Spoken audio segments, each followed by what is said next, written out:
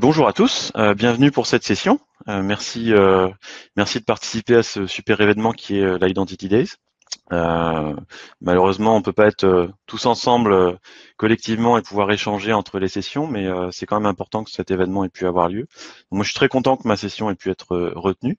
J'avais présenté l'année dernière sur la partie euh, identité décentralisée.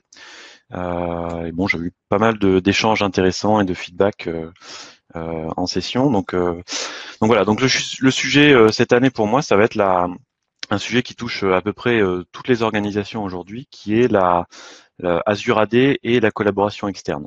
Donc c'est un sujet assez général. J'ai voulu au travers de ce sujet, vous redonner une vue d'ensemble sur ce qu'il est possible de faire en termes de collaboration externe, ce qui a été annoncé récemment, peut-être un petit peu parler de ce qui va venir, même si je suis pas habilité à vous parler de choses, à faire des annonces sur des sujets qui sont pas connus. Mais l'idée, c'est vraiment de dresser un tableau global de la collaboration externe, parce que c'est un sujet qui est clé aujourd'hui pour tous nos clients, à cause du Covid, mais pas que. Pour me présenter rapidement, donc je m'appelle Yann Duchesne, je suis spécialiste cybersécurité. Donc je suis dans les équipes dédiées à la cybersécurité de Microsoft. Donc je suis chez Microsoft depuis une dizaine d'années. Et je fais que de la sécu chez Microsoft depuis ce temps-là. J'ai mon historique entre guillemets, parce que je me sens déjà un petit peu vieux. J'étais un des premiers certifiés en France sur Windows 2000 et les techno Active Directory. Donc vous doutez bien que l'AD c'est un sujet qui a pris une place assez importante dans ma carrière. Aujourd'hui de moins en moins. Et j'encourage mes clients à envisager un monde sans Active Directory, ou en tout cas avec un Active Directory de plus en plus réduit. Et justement, mon job aujourd'hui, fort de cette expérience dans l'identité du monde de l'écosystème Microsoft, mon rôle aujourd'hui, c'est en tout cas tel que j'aime le décrire, faudrait que j'en discute avec mon chef, il a peut-être pas le même point de vue, mais c'est d'aider nos clients à mieux se préparer aux enjeux sécurité sur les 2 à 5 ans à venir. Il y a souvent des sujets qui sont traités je trouve, par nos clients en mode ad hoc, réponse à un besoin immédiat. Or, sur les sujets dont on parle aujourd'hui, et particulièrement sur la sécurité sur le cloud, il y a une nécessité de comprendre les tendances, tant en termes de risques, de menaces, que d'évolution des solutions, parce qu'avec le cloud, on a une vélocité et des services qui évoluent très vite. Donc c'est important de pouvoir articuler les besoins d'une organisation avec ces tendances-là. Donc mon rôle, c'est un petit peu un mélange d'expertise technique et d'évangélisation. L'agenda, alors je fais un agenda très très synthétique, mais euh, dans les grandes lignes, je voulais dans un premier temps vous parler du contexte. Pourquoi c'est important de parler de collaboration aujourd'hui, collaboration externe. Pourquoi c'est plus qu'important, c'est même essentiel pour les métiers. Dans un deuxième temps, j'expliquerai un petit peu les notions de perméabilité entre les différents périmètres, entre employés, partenaires et clients. Et ensuite, je reviendrai dans le détail, et c'est là où je passerai le plus de temps sur pour chacun des cas, client, partenaire, employé. On va voir, j'ai dessiné en fait des cercles de collaboration, et je vais explorer chacun des cercles avec les solutions qui sont disponibles au catalogue Microsoft, et en essayant d'illustrer par des cas concrets. Et j'ai prévu un petit peu de démo et un petit peu de whiteboard pour rendre cette session un petit peu plus interactive. Donc on attaque sur le contexte et les enjeux. Alors, on parle évidemment depuis hier soir encore un peu plus de Covid, mais au-delà du contexte strict du Covid, du travail à distance, du télétravail et de la généralisation de certains outils de collaboration, c'est important de resituer un petit peu le contexte dans lequel on se trouve aujourd'hui. Et avant tout de replacer Azure Active Directory, pardon. Donc Azure Active Directory, voilà, tout le monde le connaît, tout le monde l'utilise, mais Azure Active Directory aujourd'hui, il est important de rappeler que c'est le plus grand service d'identité cloud au monde. Donc aujourd'hui, on a des chiffres là qui ont été, c'est des chiffres qui datent du mois de juillet. Juste pour vous donner un ordre d'idée de l'échelle dont on parle là. Donc aujourd'hui, on a plus de 200 000 clients qui ont des versions premium d'Azure Active Directory, donc qui ont des services avancés dans Azure Active Directory comme l'accès conditionnel, l'authentification MFA, etc. Donc c'est évidemment des chiffres qui sont colossaux. En termes de, alors nous on mesure les utilisateurs actifs par mois. Un utilisateur actif par mois, c'est un utilisateur qui va avoir au moins une authentification sur un mois courant. Et donc, ces utilisateurs actifs par mois, aujourd'hui, on est à plus de 345 millions. Donc ça date de juillet, donc on peut imaginer qu'on a sans doute un nombre un peu plus important aujourd'hui. Mais là aussi, des chiffres assez colossaux. Et je pense le plus significatif là-dedans, c'est 30 milliards d'authentifications tous les jours. Donc là, si on met ça en exergue par rapport à certains de nos compétiteurs sur le monde de l'identité, euh, on peut assez rapidement voir qu'on est à des échelles qui sont totalement différentes. Donc Azure AD, c'est vraiment un composant qui est clé dans l'écosystème Microsoft. Vous ne pouvez pas utiliser Azure, Microsoft 365, Dynamics ou d'autres services cloud entreprise de Microsoft sans avoir une identité dans le monde Azure AD. Mais Azure, ça n'est pas qu'une solution pour l'écosystème Microsoft. Et ça aussi, c'est quelque chose qui me semblait important de vous rappeler, même si les chiffres là sont un petit peu plus vieux. J'ai pas de chiffres plus récents, mais Azure AD est utilisé au-delà de l'écosystème Microsoft. Et c'est pour ça qu'il a été conçu. Il n'est pas conçu pour servir uniquement les intérêts d'Office 365 et d'Azure. Il est là pour servir de plateforme d'identité telle que l'a pu être Active Directory on-prem en son temps. Encore aujourd'hui, pour beaucoup d'applications legacy. Donc on a, là c'était les chiffres de l'année dernière, on avait au total plus de 2 millions d'applications non Microsoft qui étaient connectées à Azure AD. Donc on supporte les protocoles standards, on a un catalogue d'applications, mais ce qui est important c'est que, vous voyez là ici l'échelle, alors c'est un schéma qui n'est pas strictement aligné sur les chiffres, mais l'intention c'est de vous dire que derrière ça, il y a un écosystème d'applications non Microsoft qui peuvent venir s'intégrer à Azure AD via de l'OpenID Connect, via du SAML, via du Scheme pour le provisioning. Donc n'envisagez pas Azure AD comme une solution pour le monde Microsoft, c'est pas du tout le cas. Ça n'a pas été conçu pour ça. Donc c'est important de le rappeler parce que on va le voir dans les scénarios de collaboration. On va beaucoup parler d'applications non Microsoft, d'applications qui seraient qui n'auraient pas été développés par Microsoft, qui n'auraient pas été fournis par Microsoft, mais qui pour autant peuvent venir s'intégrer dans l'écosystème Microsoft. Alors ça c'était un rappel sur l'AD, enfin sur Azure AD, pardon, décidément. Maintenant un rappel sur le contexte. Alors on parle beaucoup du Covid. Je pense que au cours de la journée, vous aurez plein de sessions qui vont évoquer le Covid comme un accélérateur, un catalyseur. Donc oui, effectivement, le Covid a très significativement accéléré la transformation numérique de nos clients et notamment l'usage d'outils collaboratifs. Mais il faut se rappeler que cette transformation numérique, alors personnellement, j'aime pas trop le terme transformation numérique parce que c'est un terme qui est un petit peu tarte à la crème et derrière lequel on peut englober un petit peu tout ce qu'on veut. Mais derrière cette transformation numérique, il y a surtout une évolution des usages. Qu'est-ce que font les utilisateurs avec les outils numériques? Et c'est là-dessus qu'il y a une vraie évolution à prendre en compte. Donc le premier aspect que je voulais souligner ici, c'est que aujourd'hui toutes les relations sont maintenant numérisées. Alors évidemment le travail à distance favorise ça, mais c'est un aspect qui est important parce que même dans la vie personnelle, on peut être amené à utiliser des outils numériques pour interagir avec nos réseaux de connaissances. Le niveau d'interaction entre les gens s'accentue. La collaboration, et on va revenir en détail là-dessus dans la slide suivante, le niveau d'interaction entre les gens va en s'accentuant. Et la valeur créée par les entreprises par cette interaction s'accroît. En tout cas, la proportion de valeur s'accroît. Donc, c'est quelque chose qui est important pour les entreprises. Les risques de sécurité, là, les risques ils sont toujours importants, mais toujours plus importants. Donc, on parle beaucoup de ransomware évidemment depuis 2 ans, mais il n'y a pas que ça. Il y a toute une typologie de risques assez spécifiques qui évolue, qui se complexifie, des attaquants qui sont de plus en plus organisés.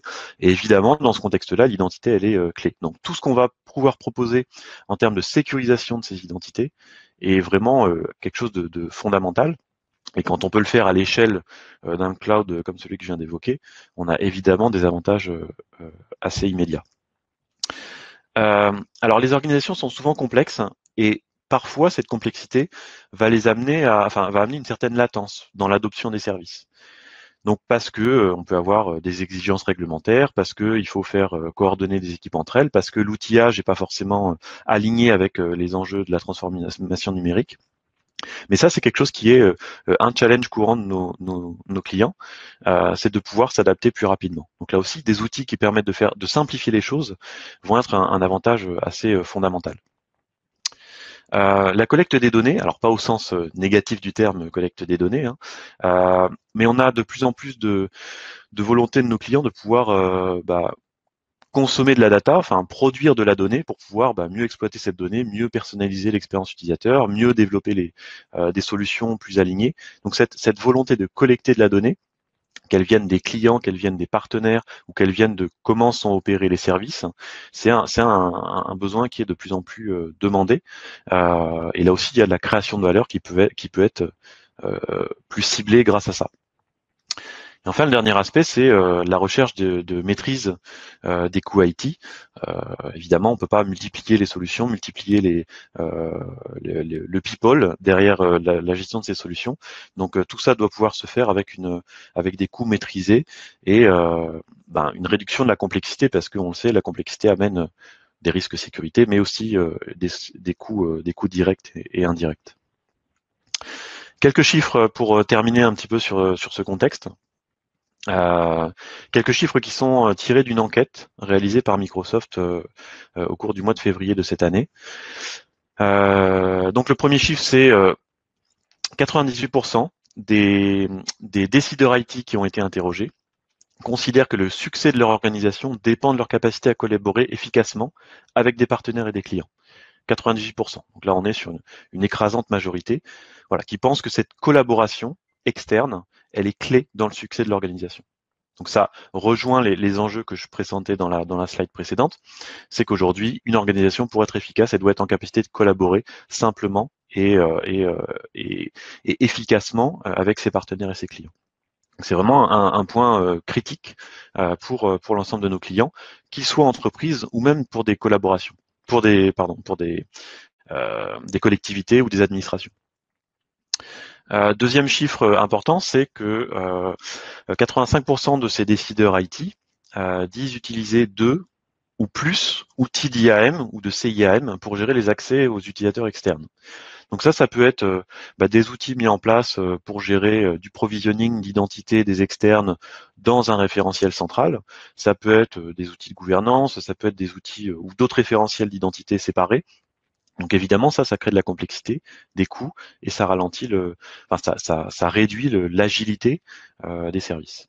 Et de fait, 75% de ces mêmes décideurs IT souhaiteraient n'utiliser qu'une seule solution de gestion d'identité pour couvrir leurs besoins, y compris partenaires et clients. Donc il y a vraiment une intention de vouloir simplifier le modèle et de ne pas séparer les solutions, d'avoir vraiment une approche unifiée. Et on va le voir, cette enquête-là, elle n'est pas anodine. C'est exactement la trajectoire vers laquelle Microsoft se dirige pour le monde de l'identité et de la collaboration externe. Alors, employés, partenaires, clients, on a souvent par le passé abordé ces besoins-là et ces populations-là avec des solutions dédiées, on vient de le voir. En tout cas, c'est quelque chose qui remonte de façon assez forte. De mon expérience, j'ai pu voir pour des clients du CAC 40 ou des clients de plus petite taille, d'avoir des référentiels dédiés, des outils de provisioning dédiés pour la gestion des externes. Et donc ça, c'est des choses qui, évidemment, amènent des coûts, amènent de la complexité et permettent pas de travailler à l'échelle en rapport avec les besoins qu'on a vus, des besoins de collaboration qui vont croissant, qui explosent, pour pouvoir avoir des solutions qui puissent scaler en adéquation avec ces besoins. Il faut avoir une approche un petit peu différente. Et donc là, ce que je voudrais mettre un petit peu en avant, c'est que l'avenir de la collaboration, tel qu'on a pu l'envisager jusqu'à présent, elle dépasse très significativement le périmètre de l'entreprise. Traditionnellement, on avait les 3 populations que je viens de décrire, donc les partenaires, pour lesquels on a besoin d'un niveau de sécurité fort parce qu'ils peuvent être amenés à manipuler de la donnée dans nos services, à interagir avec nos applications. Donc forcément, là, on a besoin d'un niveau de sécurité fort.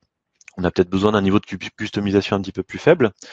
Les employés, là, on a besoin de customiser les choses par rapport au contexte dans lequel ils travaillent. Et puis, on a besoin d'un niveau de sécurité maximum.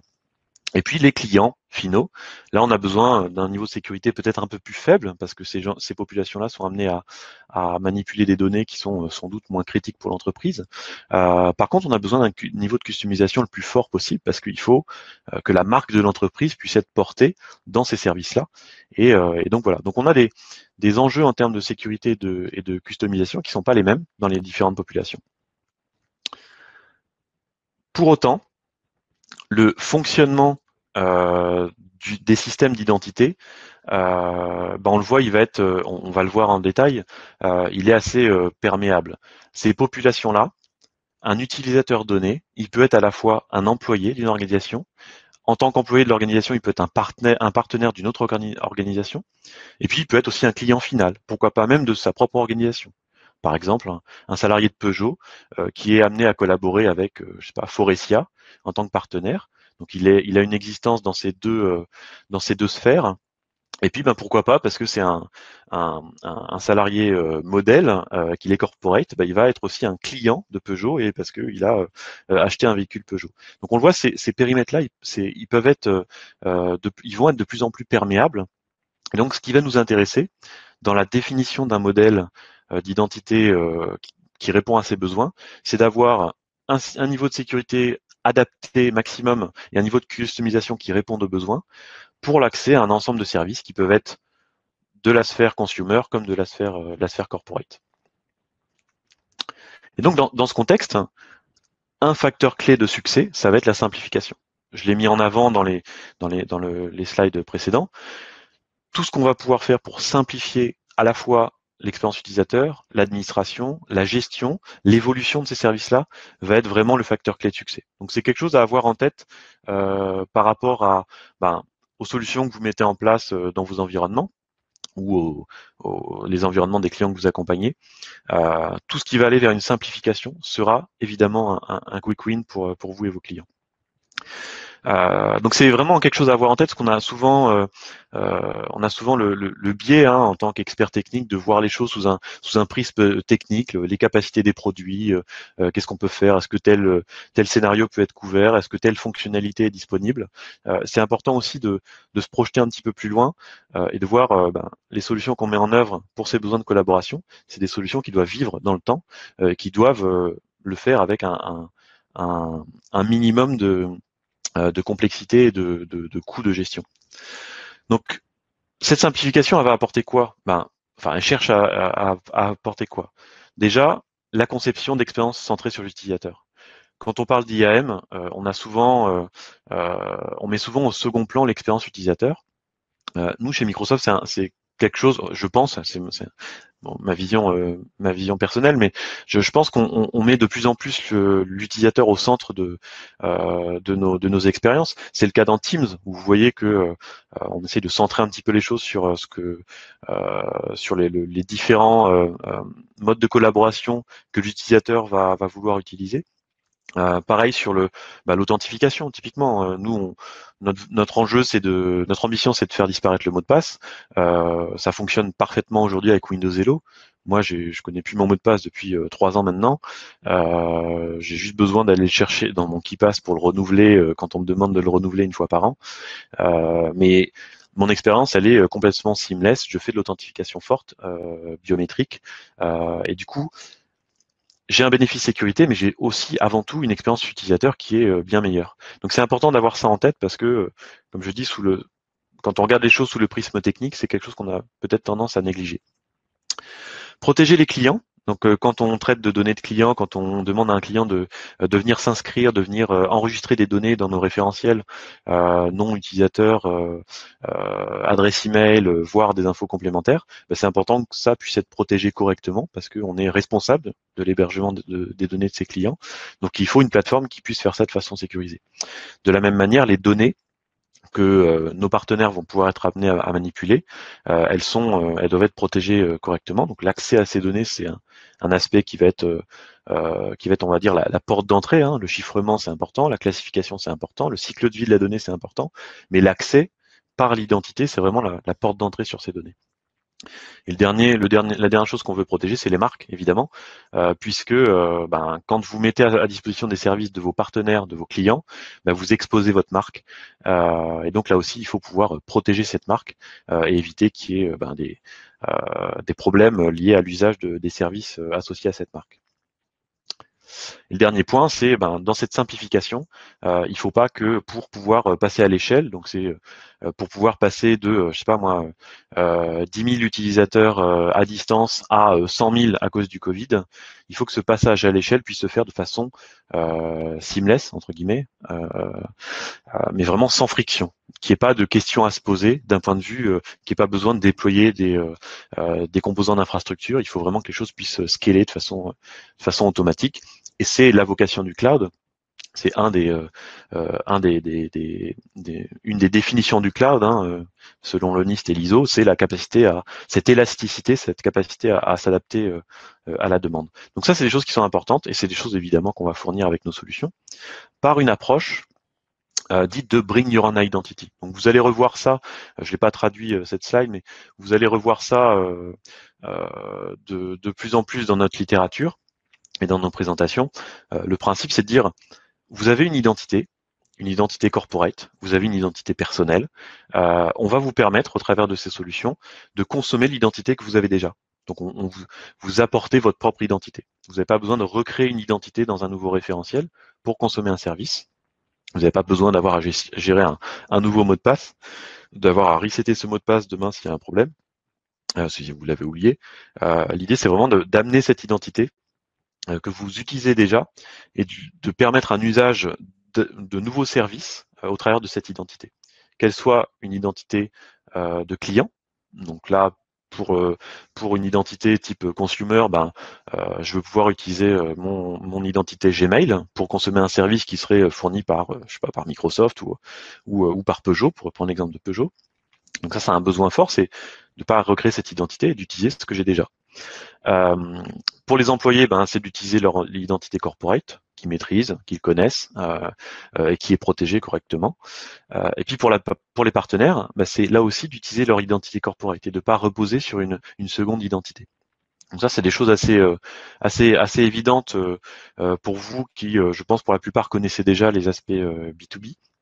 Mais c'est quelque chose qu'on va avoir de plus en plus dans notre littérature, c'est cette notion de bring your own identity, amener votre propre identité. Et je vais développer un petit peu ça dans une description en mode whiteboard tout à l'heure. Donc là, si on reprend les sphères de nos trois types de populations, on a vu ces sphères, elles sont perméables, elles vont l'être de plus en plus. Donc c'est important d'avoir des solutions qui s'adaptent. Donc ce que je vous propose en fait maintenant, c'est d'approcher ces sphères par de l'extérieur vers l'intérieur. Donc je propose, dans un premier temps, on va parler des identités de type consumer, on va parler des scénarios partenaires et on parlera un petit peu des identités de type employé. Donc on va de l'extérieur vers l'intérieur, si vous voulez, en termes de périmètre de collaboration. Je ne parle pas là de notions strictes de sécurité, hein, je suis vraiment dans les périmètres de collaboration. Alors le client, qu'est-ce qu'il y a dans l'écosystème Microsoft pour répondre aux besoins du client en termes d'identité? Donc, vous le connaissez sans doute déjà, mais Microsoft propose depuis déjà quelques années un service de Consumer Identity and Access Management qui s'appelle Azure AD B2C. Et donc, Azure AD B2C fournit un ensemble de fonctionnalités riches qui permettent d'intégrer une application que vous développez à une plateforme d'identité qui va être gérée de façon automatique en mode cloud. Donc le principe, c'est vraiment de pouvoir décharger une équipe de développement de tout ce qui va être identité, d'accord, de tout ce qui va être gestion de l'authentification, du contrôle d'accès, etc., et de déporter cette complexité-là dans un service qui a été conçu pour ça. Donc ce service, évidemment, il va s'appuyer sur le cloud, il va permettre de bénéficier de notre compliance. Hein. On est hébergé, cette solution a fait partie de l'écosystème Azure, donc elle hérite de tous les niveaux de compliance d'Azure, tous les niveaux de sécurité de protection d'Azure. Elle est basée sur des standards ouverts. D'accord, donc voilà, on va s'appuyer sur de l'OpenID Connect, de l'OAuth, du SAML pour tout ce qui va être authentification. On va utiliser aussi du JSON pour le format de données, donc là des choses qui sont assez faciles à appréhender par rapport aux développeurs. On va pouvoir évidemment permettre de brander l'expérience par rapport à l'organisation. Si vous êtes Peugeot et que vous concevez une application mobile, c'est important que que vous n'ayez pas le logo Microsoft quand l'utilisateur cherche à s'authentifier, hein, d'avoir quelque chose qui soit vraiment brandé par rapport à vos services. On va avoir aussi quelque chose qui est important, c'est ce qu'on appelle l'Identity Experience Framework. Donc là, j'ai pas le temps de rentrer en détail sur ce que permet ce framework, mais c'est un framework qui va permettre d'interagir avec entre l'application et le service d'identité pour pouvoir déclencher des activités, vérifier des informations dans un référentiel externe, enrichir des jetons avec des informations qui seraient stockées dans une base externe. Donc c'est quelque chose qui va être très très puissant, et on va le voir, l'Identity Experience Framework va aussi être utilisé dans d'autres sphères d'Azure AD. Et c'est quelque chose de vraiment très riche et qu'il est important de comprendre dès aujourd'hui, parce que ça vous permet en gros, de personnaliser complètement l'expérience de vos utilisateurs, qu'elle soit quand ils créent un compte, quand ils s'authentifient, quand ils mettent à jour leur compte, ou quand ils naviguent dans les différents services. Donc, vous voyez un ensemble de capacités assez riches. Je l'ai dit, en termes de branding, on va pouvoir customiser l'interface. Donc on applique une charte graphique. On va permettre aux gens de se connecter avec des identités de type social. Donc Google, Facebook, Microsoft Account, évidemment pour fluidifier ça. Et puis dans le processus, on va permettre l'enrichissement des données pour pouvoir faire en sorte de collecter l'information qui est nécessaire à l'application et assurer le service qui est sous-jacent. Sur la partie des choses qu'on a annoncées récemment sur B2C, c'est l'intégration de l'accès conditionnel et de Identity Protection. Donc des choses qui sont connues dans le monde Azure AD pour Microsoft 365, mais qu'on a maintenant porté sur B2C. Donc ça, c'est des nouveautés qui sont en preview et qui vous permettent d'avoir les bénéfices du monde entreprise dans le monde consumer, donc des choses intéressantes. Donc le service évolue dans ce sens-là. Donc en termes de références clients, on a beaucoup de gens qui utilisent Azure AD B2C aujourd'hui. On cite beaucoup des références significatives, donc le Real Madrid, où aujourd'hui on a plus de 450 millions d'utilisateurs derrière ce service, d'accord, qui utilisent ça sans même le savoir, qui utilisent notre service sans même le savoir. Subway, on a beaucoup des programmes de fidélité aussi qui vont utiliser le service, donc c'est le cas de Subway. Si vous avez une carte de fidélité Subway, derrière l'authentification elle est assurée par Azure AD B2C. Donc voilà, donc j'ai pas le temps d'aller trop dans le détail de cette solution-là, mais aujourd'hui, Azure AD B2C, c'est une solution qui est disponible au catalogue depuis déjà quelques temps, qui est assez riche, assez flexible, et donc n'hésitez pas à regarder dans le détail Azure AD B2C parce que ça répond bien à des enjeux, et on va le voir, Azure AD B2C va s'étendre un petit peu sur le monde de la collaboration avec des partenaires. Donc parfaite transition pour le sujet qui nous intéresse. Maintenant, c'est on rentre un petit peu plus dans les cercles de collaboration avec la sphère des partenaires. Et alors, pour décrire un petit peu les principes autour de la collaboration des partenaires, je vous propose, plutôt que de vous montrer des slides, d'utiliser une de mes applications préférées, qui est l'application Whiteboard. Donc, je vais temporairement arrêter le partage et partager mon écran 1.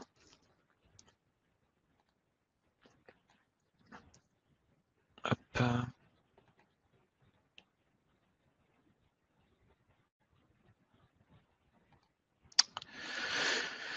Ça tourne, je vais reprendre 2 fois. Parfait, ok. Alors, très, très succinctement, je vais vous décrire là ce qu'est Azure AD B2B. Donc pour certains d'entre vous, je vais peut-être enfoncer les portes ouvertes, mais je vais revenir après sur certaines notions qui sont intéressantes et qui sont peut-être un peu moins connues. Typiquement, quand on a un environnement basé sur Azure AD, on va avoir ce service avec des applications qui vont être connectées à ce service. Donc on peut avoir du SharePoint Online, du Teams dans le monde, dans l'écosystème Microsoft. Mais on peut aussi avoir des applications non Microsoft. Donc par exemple, Je prends ServiceNow, qui est un service SaaS qui peut être connecté à Azure AD sans problème. Salesforce, qui est aussi souvent un besoin qui est remonté. Et puis on peut avoir des applications maison, des applications de type Line of Business Application. Donc là, une application qui aurait été développée maison. Donc ces applications sont connectées à Azure AD. Traditionnellement, quand on veut donner un accès, je vais essayer de pas, tac, voilà. Quand on veut donner un accès à un guest, la façon dont on le traitait historiquement, c'était on lui crée une identité avec un processus d'IAM, avec des outillages, avec des scripts. Donc on devait créer une identité, une identité complète dans Azure AD, et puis on devait gérer le cycle de vie de cette identité. Et puis on pouvait avoir des coûts aussi liés au licensing requis pour ces identités. Donc ça, évidemment, c'est une solution qui est pas idéale, mais qui est encore beaucoup utilisée par nos clients aujourd'hui. Donc pour répondre à ce besoin-là, l'approche de B2B consiste à dire mon utilisateur mon utilisateur externe partenaire, que je cherche auquel je cherche à donner accès à mon service, il a déjà une identité dans un autre environnement. Donc là, pour le coup, je prends un exemple d'Azure AD. Donc il a une identité, on va l'appeler Tom, qui existe déjà dans un environnement. Eh bien, via le principe de B2B, on va, au travers d'une notion d'invitation, on va aller créer un compte. Alors, je vais représenter sous la forme d'un petit fantôme. Hein, c'est Halloween bientôt, donc ça sera de rigueur. On va créer un objet de type guest. Donc, c'est pas un objet utilisateur, c'est un objet qui va être utilisé uniquement pour le contrôle d'accès.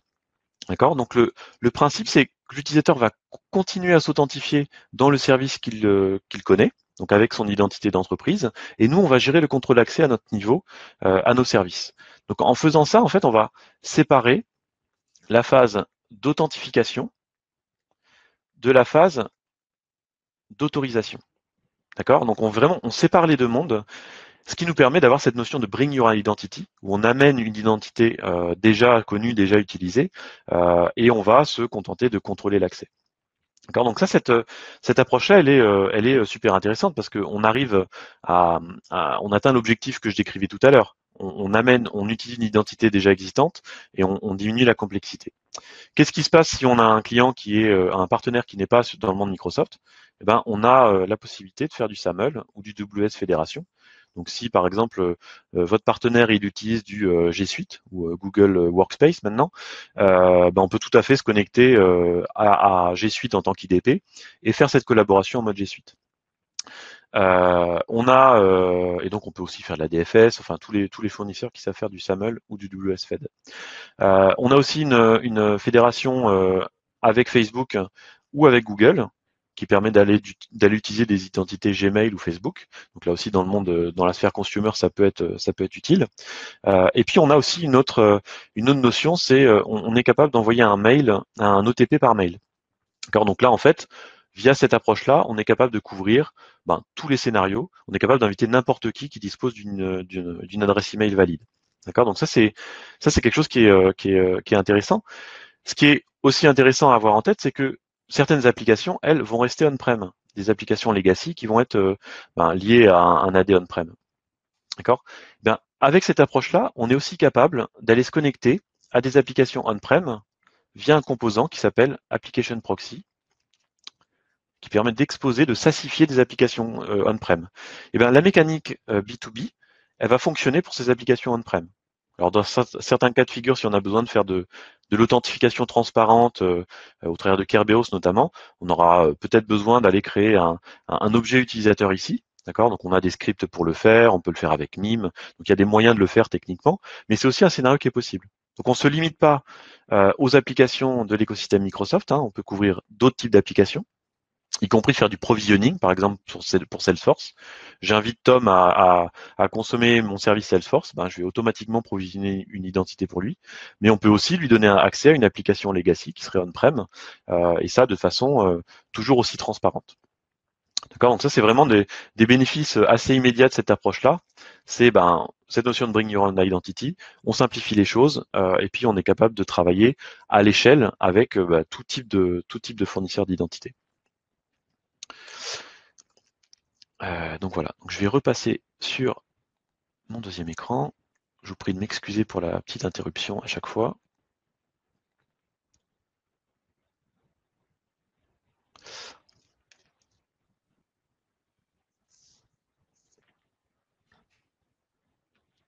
Désolé, il y a une petite latence. Ça marche pourtant très bien ce service, mais quand je change de partage, voilà, c'est bon. Ok, donc je reviens sur ma présentation. Et ce que je vous propose, c'est de regarder un petit peu concrètement ce que ça donne, comment on va utiliser ces services-là, comment on va concrètement utiliser B2B. Alors, là, je suis sur un tenant, Azure AD, hein, chose que vous connaissez. D'ailleurs, pour l'anecdote, si vous avez besoin, si vous voulez avoir un accès à un portail dédié, alors on peut passer par le portail Azure standard, mais vous pouvez faire aussi, il y a un raccourci qui s'appelle aad.portal.azure.com qui vous redirige vers un portail dédié à Azure AD. Donc vous n'avez plus le portail complet Azure, vous avez un portail dédié à Azure AD. Donc ça peut être intéressant pour des gens qui font que de l'Azure AD. Donc ici, dans cet environnement, on va pouvoir, on va voir des populations d'utilisateurs et on va pouvoir créer des guests. Donc en fait, l'invitation que j'ai créée tout à l'heure, elle passe par la création d'un objet guest. Alors, est-ce que j'ai un guest, moi, à mon nom? Ouais, tiens, on va le supprimer. Hop.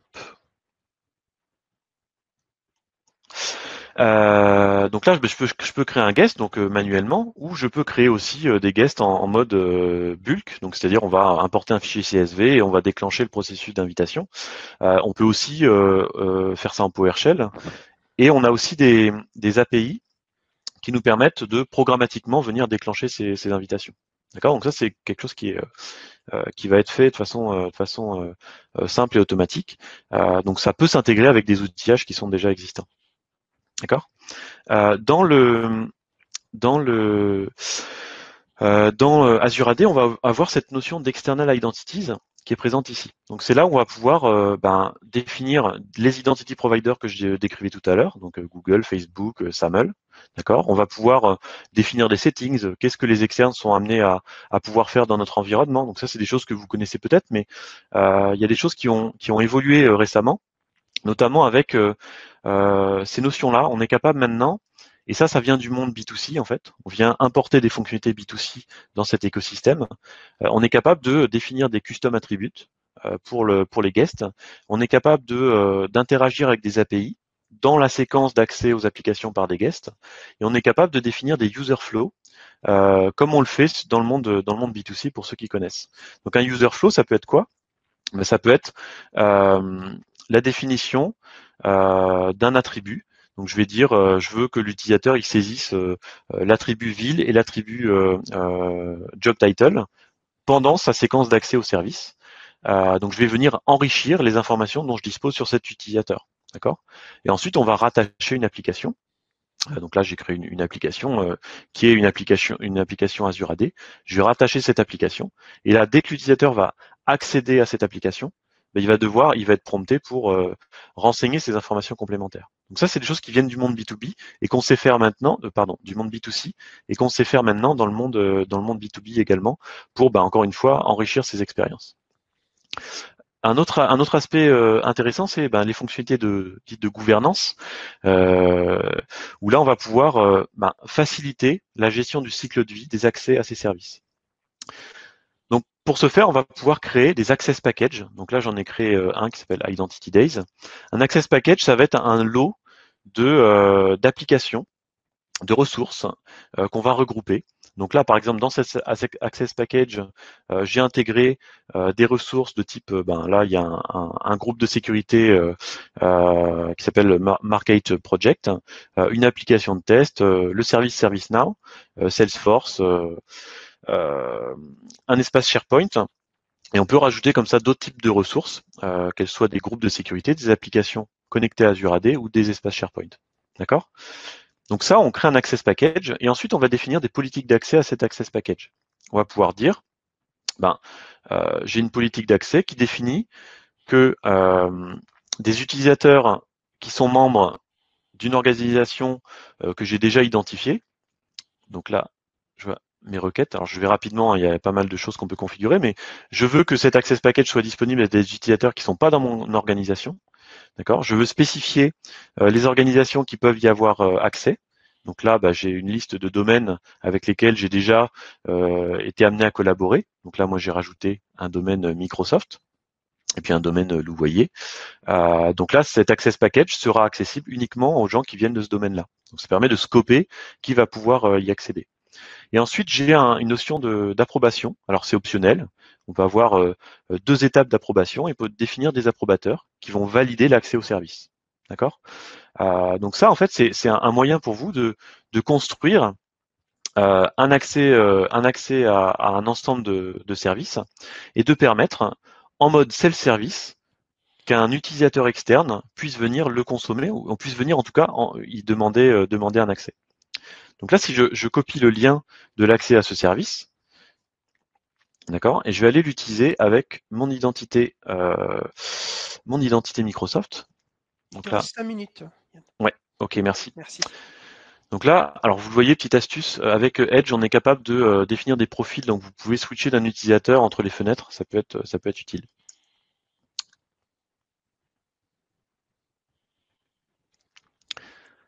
Donc là, en fait, au travers de cette fenêtre, bon, je suis un peu en retard là, je vais peut-être pas aller au bout, mais au travers de cette fenêtre, je suis pas authentifié, j'ai pas de compte guest dans l'environnement Contoso pour l'instant, mais je vois que j'ai accès à un access package et je peux demander l'accès à cet access package. D'accord? Je peux répondre à des questions qui ont été définies dans la politique qu'on a vue précédemment. Donc là, est-ce que tu lis les docs des produits? Non, jamais. Et puis je fais ma demande d'accès. D'accord. Et cette demande, elle va passer dans un workflow où on va demander à un autre utilisateur de valider l'accès à cet access package. On peut avoir une approbation automatique si on le souhaite. Et puis ici, en tant qu'utilisateur, je vais suivre la demande. Donc la demande, elle est partie en approbation. Et puis j'ai un autre utilisateur qui est en charge d'approuver cette demande, qui va pouvoir me donner, s'il le souhaite, accès au service. Donc vous voyez, via ce processus-là, on va pouvoir, à la demande, créer des objets guest vraiment en mode self-service. Donc ça facilite la collaboration avec des gens avec qui vous connaissez déjà. Donc on est dans un cercle de partenariat de gens qui ont déjà été identifiés. Donc ça, c'est des choses qui sont peu connues, peu utilisées, mais qui sont quand même très puissantes parce qu'elles vous permettent d'automatiser le cycle de vie de ces guests et de pouvoir gérer des cycles de vie d'accès. De dire l'utilisateur, il aura par défaut accès pendant 3 mois à cet access package, puis au bout de 3 mois, il sera automatiquement supprimé et déprovisionné et supprimé. D'accord. Donc c'est des choses qui vont vous donner plus d'automatisation et qui permettent de déléguer ça à des application owners. Voilà, je reviens sur la présentation. Donc en fait, ce qui se passe, ce que je vous ai décrit là, c'est 2 modèles qui évoluaient traditionnellement en parallèle. Le modèle B2C pour tout ce qui est clients finaux et le modèle B2B pour les partenaires. On le voit là, les frontières sont en train de fusionner pour avoir une solution qui va bénéficier en fait des capacités B2C pour B2B et des capacités B2B pour B2C. D'accord. Donc on est en train d'homogénéiser ça au travers de quelque chose qui s'appelle External Identities et c'est des choses qui ont été annoncées à Ignite récemment et qui permettent notamment d'avoir une approche unifiée pour B2C et pour B2B. Donc maintenant on parle d'External Identity pour ça. Et on a un modèle de licensing qui est nouveau, qui a été introduit spécifiquement pour ça, et qui est super intéressant. Donc on a changé un petit peu les règles. Avant, il y avait une règle de 1 pour 5. Donc ces règles-là, maintenant, elles sont changées pour des règles beaucoup plus simples. Donc aujourd'hui, vous avez 50 000 utilisateurs sans coût additionnel qui sont utilisables dans ce modèle-là. Donc c'est vraiment très intéressant parce que vous pouvez déjà collaborer très largement sans avoir à débourser de l'argent en plus. Et au-delà des 50 000, c'est un paiement à la facturation. Donc ça, c'est là où on était. L'ambition, c'est vraiment d'avoir quelque chose qui soit complètement homogène, complètement unifié et qui ne soit plus du tout, qui soit sans friction et qu'on ait une plateforme qui couvre à la fois les besoins corporate, partenaires et consommateur final. Donc c'est ce vers quoi on va et vous le voyez là, les tendances que j'ai pu dessiner et les enquêtes qu'on a pu mener nous poussent à aller dans cette direction. Un dernier point rapidement sur la dernière sphère, j'en ai pas trop parlé parce que là on était surtout sur la collaboration externe. La dernière sphère autour des employés. Et 2 aspects qui me semblent importants à avoir en tête, c'est les first line workers. Alors j'ai laissé cette slide en anglais parce que je n'est pas forcément facile à traduire. La notion de first line worker, elle n'est pas toujours évidente à mettre en français. Et j'aime pas le titre de col bleu, je trouve ça pas forcément hyper flatteur, mais les first line workers, ils sont clés dans l'organisation du business. On l'a vu avec le Covid, les first line workers, jusqu'à présent, beaucoup d'entre eux n'ont pas d'existence dans le monde numérique, donc c'est important de leur apporter une solution. Et là, on a des solutions dédiées pour ça. Donc c'est des choses à avoir dans le radar. Un dernier point maintenant, je vais déborder peut-être d'une minute, c'est pour les organisations qui sont complexes, qui ont de multiples tenants et qui sont dans des scénarios de fusion-acquisition et de cession. Là, on va introduire des fonctionnalités importantes pour simplifier ces notions-là.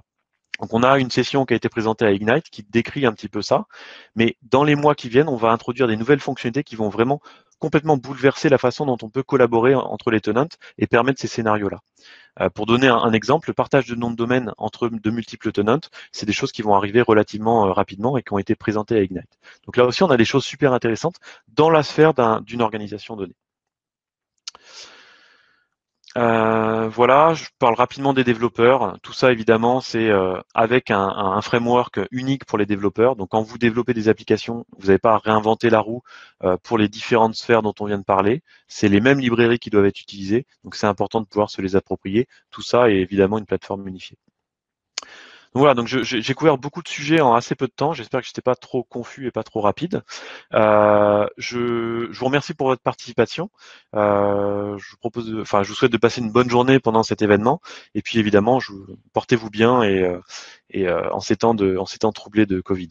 Merci à tous et à très bientôt. Merci beaucoup Yann et très très belle session et timing parfait. Donc c'est parfait. Un grand merci à toi. De rien. À bientôt. Bonne journée. À bientôt. Salut.